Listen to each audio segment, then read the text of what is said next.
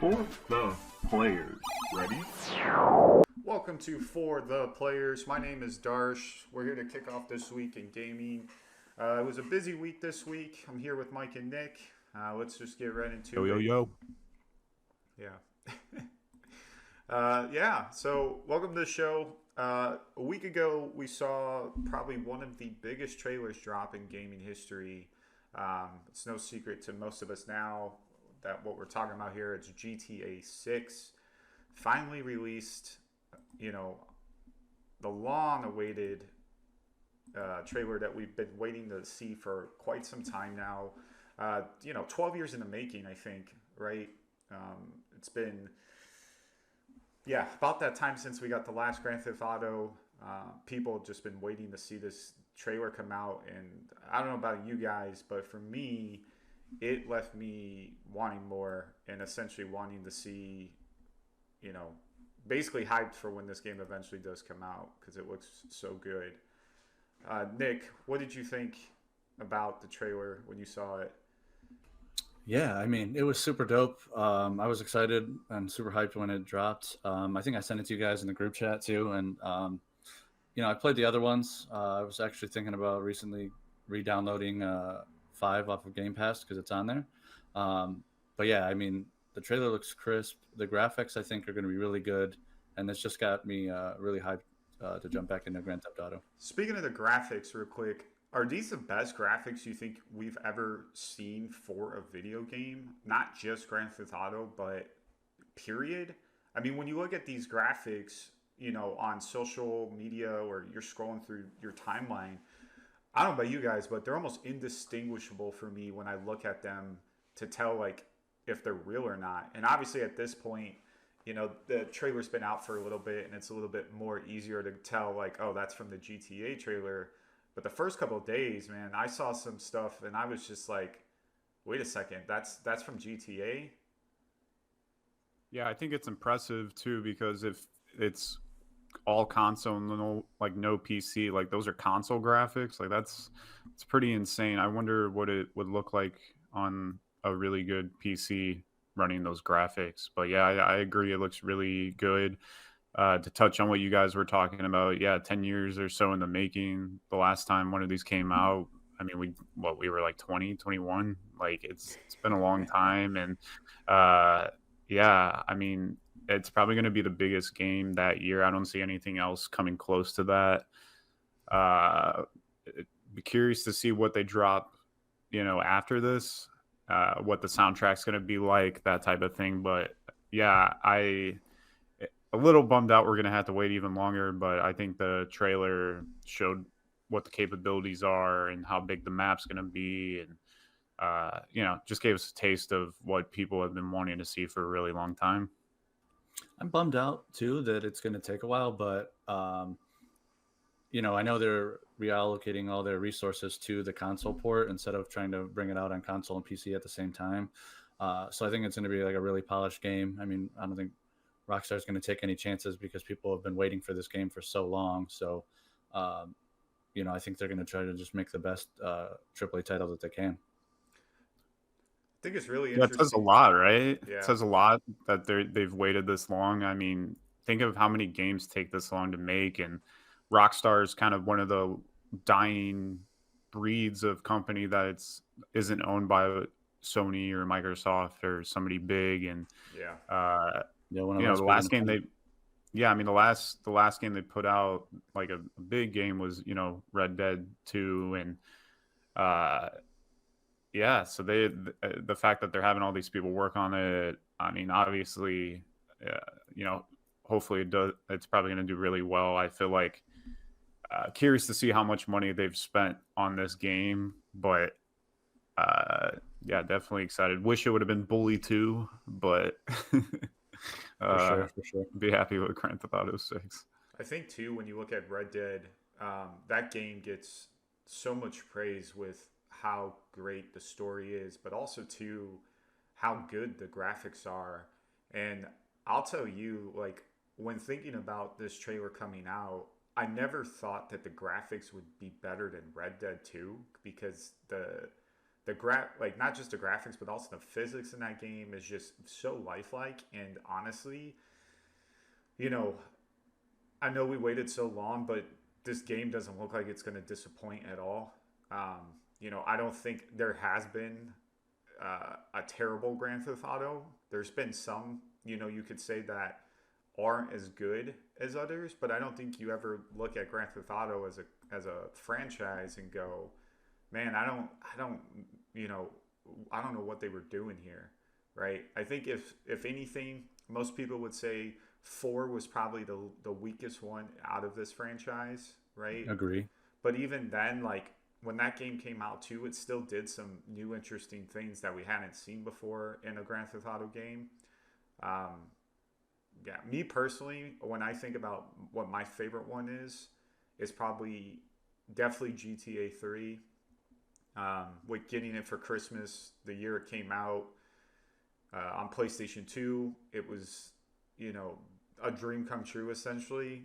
Never thinking that I was going to actually get this game, and on Christmas Day, you open it and there it is, and literally didn't want to do another fucking thing but play that just all day.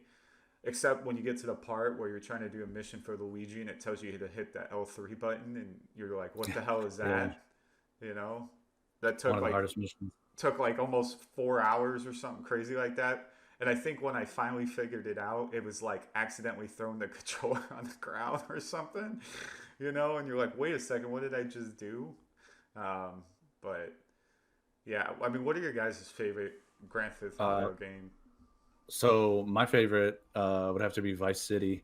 Tommy Vercetti, like the soundtrack was a banger, just being in Vice City and having like that 80s vibe, and that Scarface vibe was dope. And that's another thing that pumps me up about this game, going back to Vice City in the present time. I think it'll be cool to see maybe if they have some similar landmarks in there and some little Easter eggs from the original Vice City. Like, I know that'll make me happy.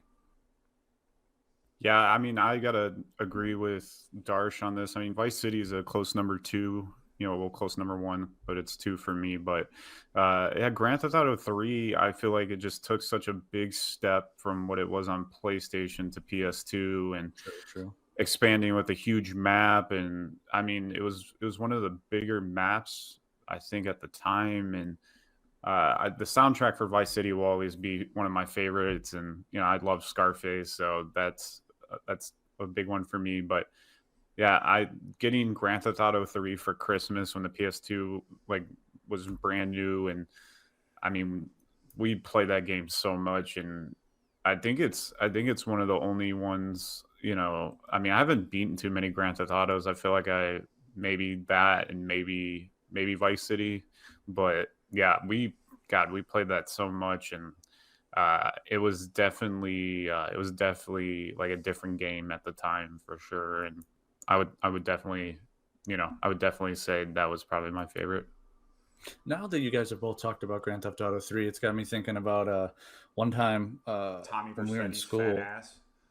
Yeah, no, when we were in school and that came out, I remember somebody brought in their PlayStation 2,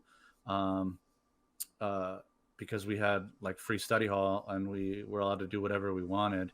And I remember that's the first time that I played it was actually at school.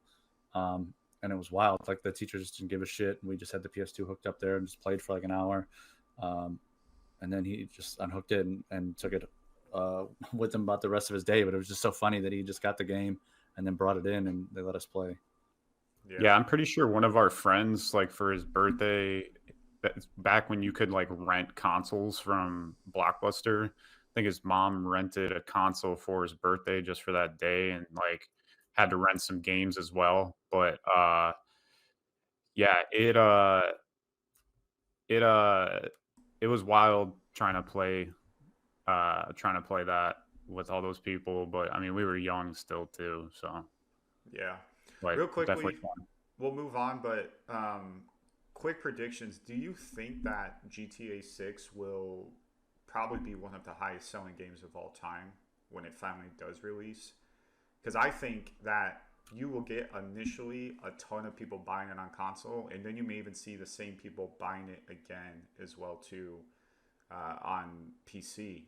So Yeah, I think you're going to see that happen. People are going to grab it up on Xbox and PS5 because it's only coming out for the next gen, and then when it drops on PC, I think you'll see a surge again. So I completely agree with that. I think it's going to smash all the records. Yeah, I agree. I think it's going to do really well. I think it's going to break all those records, and it'll probably be the game of the year that year, unless it just completely tanks. And although the last couple last couple game of the years have been different, so I'm sure we'll get into that. But yeah, wouldn't be surprised if it does really well. Cool. Yeah, I agree. Moving on though, so about a week or two ago, we saw the Game Awards come out, and a lot of how do I say? I guess controversial, maybe, or even some indifference, I guess, around whether or not Baldur's Gate deserved to win. Me personally, though, I thought Baldur's Gate was a great game for someone who's never even played this type of franchise or type of game really before. Doing roll or dice rolling turn by based game. I really enjoyed it. And I'm still playing it now because it is a pretty lengthy game. And also trying to get your friends online to play this game all at the same time is kind of tough. But I thought it was a lot of fun. The other games I know that have been mentioned similar are, of course, Spider-Man, Alan Wake, and then also I even saw Hogwarts Legacy, and I sort of can understand that a little bit. But what do you guys think? Were you surprised that Baldur's Gate won, essentially? I mean, yeah, I was. I thought I haven't played it yet, but I know you guys have told me and gone on and on about it, and so have a bunch of my friends that I need to get it. And now that it dropped on console, because I'm a noob, I don't have PC, I'll probably pick it up. But I for sure thought, when Spider-Man came out, everyone was covering that game, everyone was streaming it, reviewing it, rave reviews. And then I saw, Baldur's Gate, I heard great things about, and I'm like, okay, well, that be Spider-Man. I don't know. Alan Wake 2. Then you also had Legends of Zelda Tears of the Kingdom in there, that new Super Mario Brothers game that came out, Hogwarts Legacy, as you mentioned. So there's some heavy hitters. But I for sure, everyone was so in love with Spider-Man, and I thought that's what it was going to be. And then when they announced Baldur's Gate, I was a little bit surprised, but I was like, okay, well, there's still some hype behind it. So, but I know there was going to be some people that were pretty mad about it. Yeah, I mean, I wasn't surprised.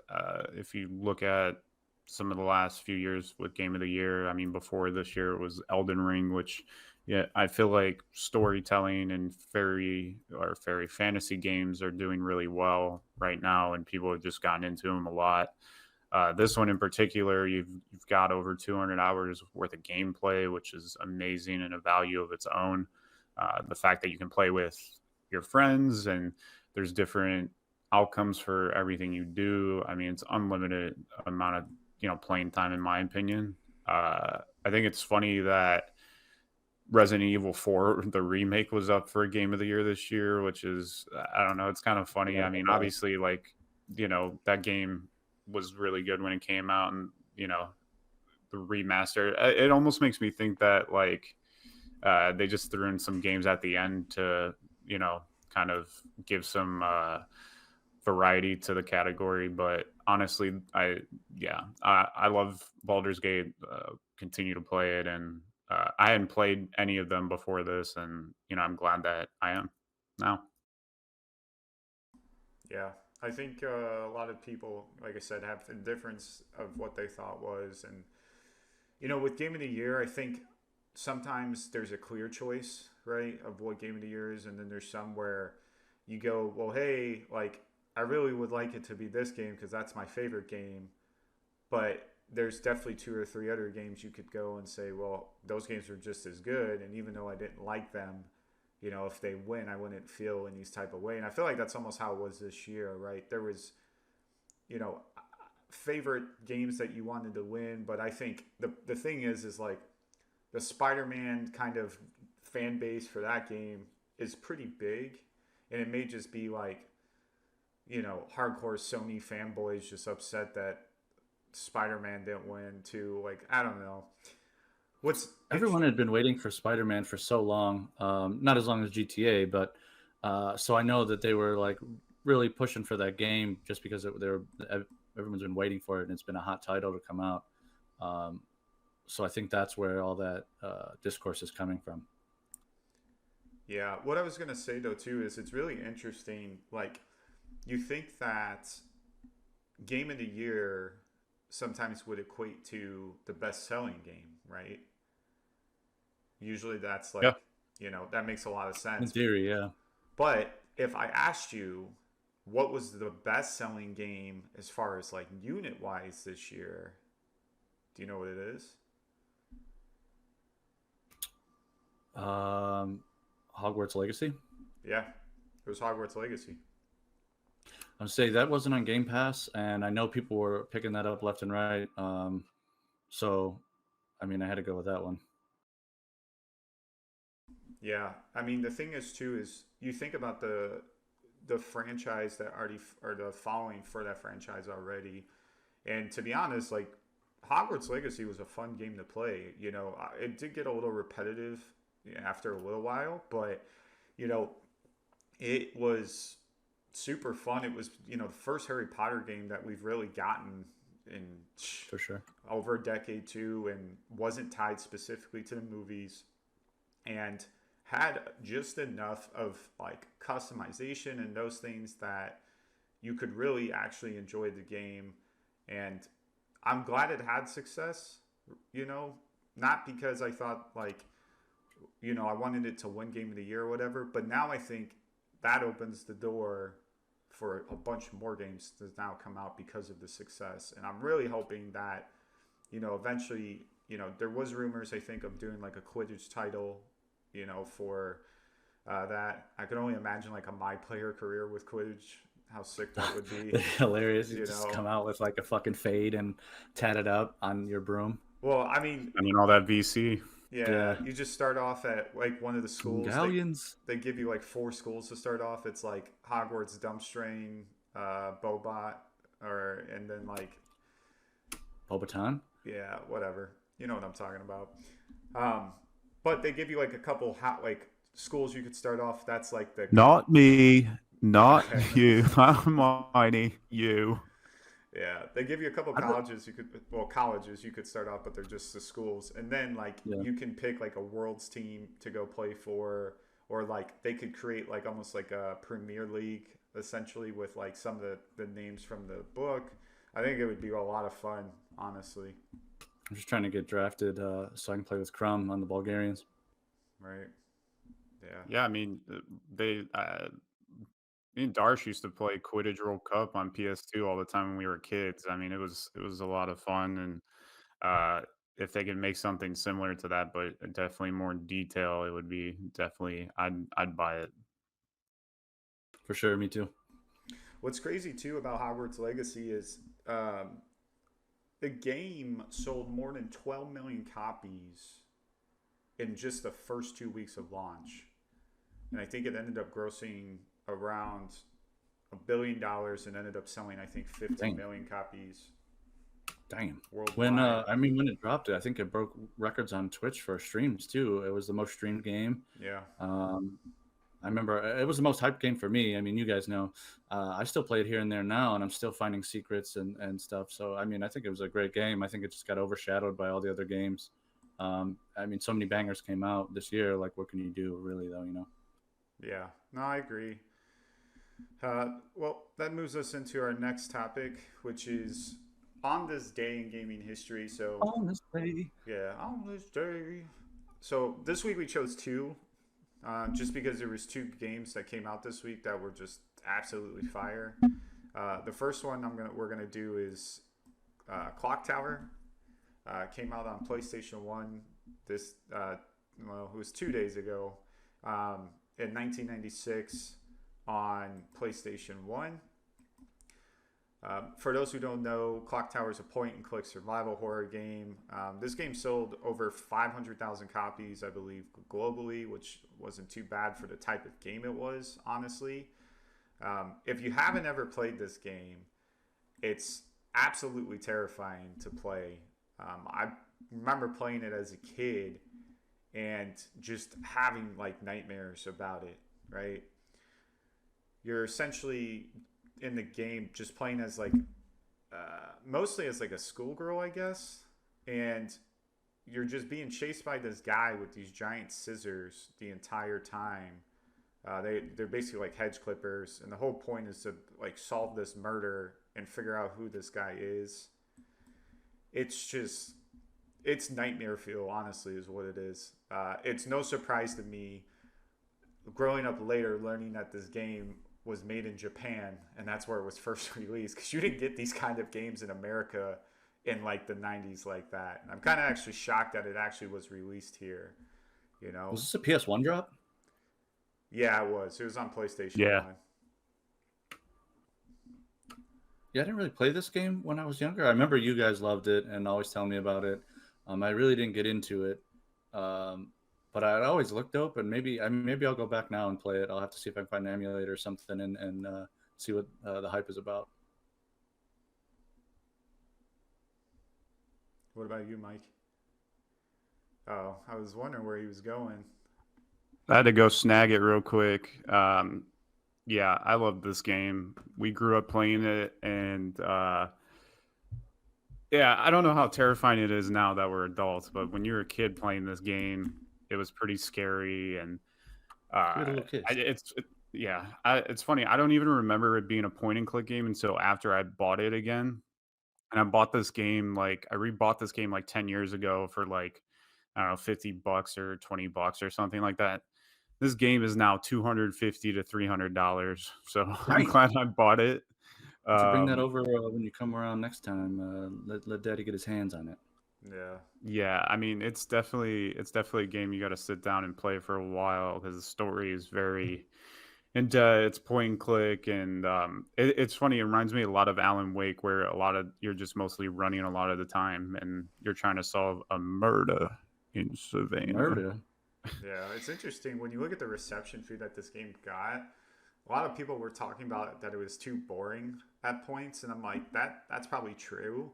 But the points where it's not boring, where you're getting chased by literally a killer with, shear cutters, it's absolutely terrifying. And, I think you got to have that balance in a game where it's not just constant, on the verge of being killed, and, you're trying to do actual quests or objectives and those kinds of things without constantly being killed. Those parts though where the guy jumps out though are super terrifying, and just I remember too, I think in the game when he jumps out there's this weird music too where you're just like, yeah, I mean there's a lot of weird aspects to the game. I mean, I remember one of the levels being in an apartment complex, and it was very similar to the apartment complex we were playing in as kids, and it was Jesus. just Yeah. it was terrifying when we played it as kids, for sure. yeah. Well, I never really got a hand on that one, but I know what game's coming up next, if you don't mind me sliding in, Darsh. This is the game I was playing when Clock Tower came out, and that's Mario Kart 64. Now, that game, man, when I got that that's one of the staples of the 64, if you think about it. When you think of that console, it's like that and GoldenEye, right? Like, those are the two games. Yeah. Yeah, 100%. I mean, I remember going over to our cousin's house for every family like event, and them having an N64 in the basement, and it was like, all right, let's do Mario Kart tournaments, like 4 players switching up between you and your cousins. Rob, our brother, was really good at that game. He knew a lot of the like jumps and stuff on like Rainbow Road and Wario's course and stuff like that. Yeah, that game, that is definitely one of the ones all the time used to play, especially if you had 4 people to play it with. Yeah. I think what's interesting too is, to your point, what Nick said is that game is like a staple for that console. When you think about the 64, you can name any of the Mario games, honestly, but most will say either Mario 64 or Mario Kart. Yeah. What I think about though, like everything you guys said, I also, believe in as well too. Like it was fun to play with friends. It's like what you did in the 90s, like when you wanted to play multiplayer and there really was no options, you know, to do online or anything like that unless you were maybe on PC. But like just playing basically couch co-op, sorry. That was like it. And outside of that though, when I think about Mario Kart, and I don't know if this is just me, it's like I remember when I used to meet like girls a while ago in the like late, I wonder, it's probably still to this fucking day, but back in like the 2000s, like mid 2000s, whenever you used to talk to girls about video games and you're like, hey, I play video games, they would always go, oh, I'm really good at Mario Kart. And I'm just like, what? I'm like, what? Mario Kart? I'm like, you're talking about a game that came out like 10 years ago? Like, people still playing this shit? And it's just like, and I'm like, nah, I'm not playing Mario Kart. And then they're like, every girl's like trying to bet that they can like beat you and shit. And you're just like, what? You know, like. Yeah, I mean, it's because it's still one of the, you know, one of the original IPs that Nintendo will do remakes of for whatever console, but you know, a lot of them will still play the original. They're talking about the N64 version. So, but yeah, I still get that. Like, I still like, I'll be like, oh, I'll play video games. And they're like, oh, Mario Kart. And I'm just like, why does like Mario Kart? Like, like It's just a classic tournament game. Anytime you get your friends together, you could all play it and, you know, brag and talk smack. All right, well, that closes out our On This Day in History segment. Before we close out the show, though, I'd love to hear what games you guys are playing right now, if anything new. So I'm still trying to grind through Starfield when I get time.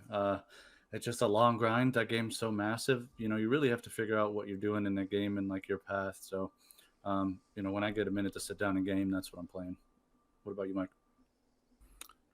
yeah, I just finished Punch Club 2. That was fun. Nice. Just been playing Madden a little bit too. I don't know why. And then I've been been hopping back into Banjo Kazooie because I always get an itch to Nice. play that game at this time of the year. I don't know why. Classic, Nothing screams Christmas like a flying bear. I guess. Well, they do have the Christmas level in Banjo Kazooie, so What they need to do, what would have been sick if there was like an Easter egg where in that Christmas level, though, like Banjo turns into a polar bear and starts drinking Coca-Cola. Oh, yeah. Yeah. What are you playing right now, Darsh? So Steam sale just happened, autumn sale a couple weeks ago, and I picked up 2 games. One was a recommendation from a friend just because the concept sounded cool, which was I don't know the full title, but it's called Odyssey's Ancestors like Awakening or something like that. And that's the game I was telling you guys about where you play as like a monkey and you're trying to like yeah. mutate along and evolve your genetics. And I've only played that game for like a little bit. Because I will say, while it is an interesting and like cool idea, the gameplay is a little tough at moments. Like there's literally, if your character, which is a monkey, gets like spooked or like terrified by something, the screen just goes like ape shit and you can't see anything. It's like a blur, and I'm just like, how the hell are you supposed to play with like this? Also, though, too, I think the game is not something I would recommend to everybody because it's so niche, right? But I picked it up on sale for like $10. I think it retailed for 30, and there's no way in hell, like if I would have bought that game for $30, I would have been like punched in the air. The other game though that I also got on sale that I loved playing, haven't played it recently, but probably will over break, is Dave the Diver. That's just like a fun game to play, honestly. Like when you're just you just want to play some, but you don't want to be too serious about it. Like the game is basically about uncovering this like mystery that is inside of like the ocean around Hawaii, I believe. And you basically play as Dave, who's a diver. And during the day, you go and hunt fish and try to uncover this mystery, and then at night you work in a sushi restaurant helping a chef serve sushi. And honestly, like it's low level, like as far as like what you have to do, but the fun level is great for me. So Nice. cool. Well, that'll do it for this week. As always, we'll catch you guys next week hopefully on Wednesday. Thanks for watching. Later. Peace.